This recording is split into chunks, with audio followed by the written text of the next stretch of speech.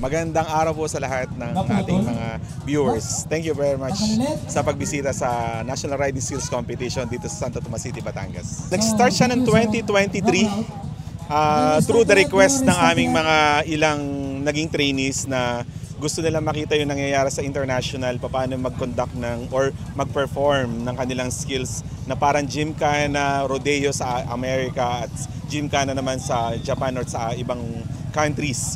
So what we did, we come up with a big event na iba't ibang klase ng motor, nagpakita ng skills, naging mini competition, naging camaraderie, naging showing ng mga different kinds of skills and group and brands.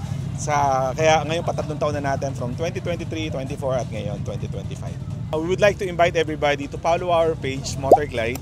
Lahat ng ating mga nangyaring result dito, makikita po ninyo dito. At the same time, maraming salamat sa lahat ng sponsors. Sumuporta, isa po ang OnePay na sumuporta dito. Thank you very much, Boss Rico and the whole management for having us. Partner natin ng OnePay, meron din Motorglide Super Apps through OnePay. So, i-download nyo lang po siya. And thank you very much ulit sa lahat na nag-participate. Zero accident po tayo. May mga natumba. It's normal, part of the drill, part of the competition. Pero wala po nasaktan.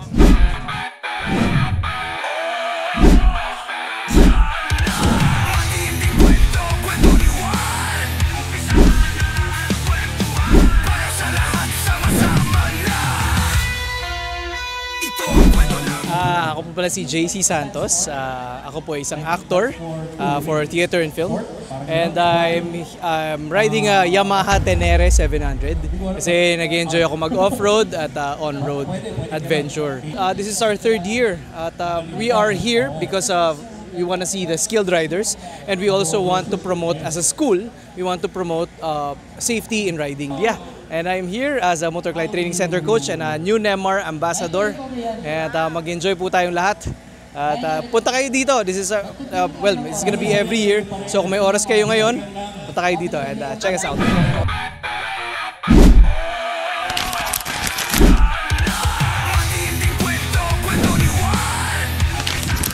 Sir, ano pong pangalan nila? Si Joven Nolan, pero nagbablog ako, Boss Joe Motovlog. 400cc. Dominar Kawasaki. Boss, magandang araw. Paki-follow naman yung page ko, Boss Joe Motovlog.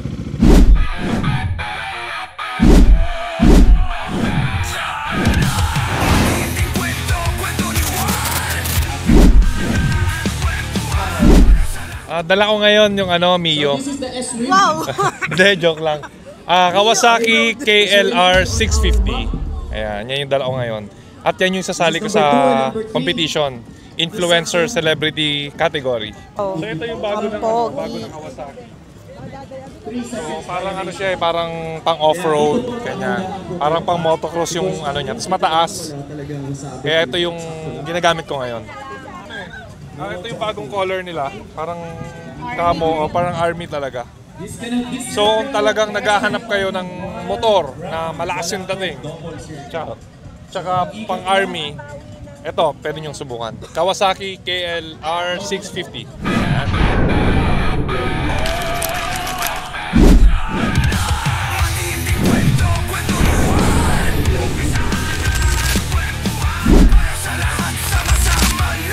What's your name? Martin. Flight Asis Mercado. So, John Van Morato. What's the model of your Kayo bike? po ay 2019 Harley-Davidson Street Mob. What makes it unique compared to other Okay, ready? bikes? Well, it's a little lighter, Ready, Don? more Sa kabila? maneuverable. I need that because I'm tanga-tanga.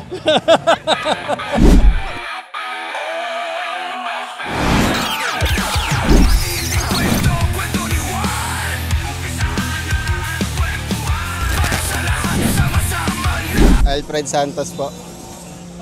Manuel from Imos. Daveson from Bacoor. Jeep Muxin, Pamparamniake. Nung una mong nakakakaba po. Pero nung nalaman namin na may mga pagkakamali sa una, sabi namin sa bawat isa, ano lang, dahan-dahan lang tayo. Kaya natin yun. Dapat talaga pag team, dapat may coordination ka bawat isa para maganda yung result. Same nang sinabi niya, may coordination talaga at saka cooperate sa grupo para maganda yung resulta. So, ibig sabihin talagang inasahan nyo sa Team Geng-Geng yan? Yes. Okay. Isang Geng-Geng!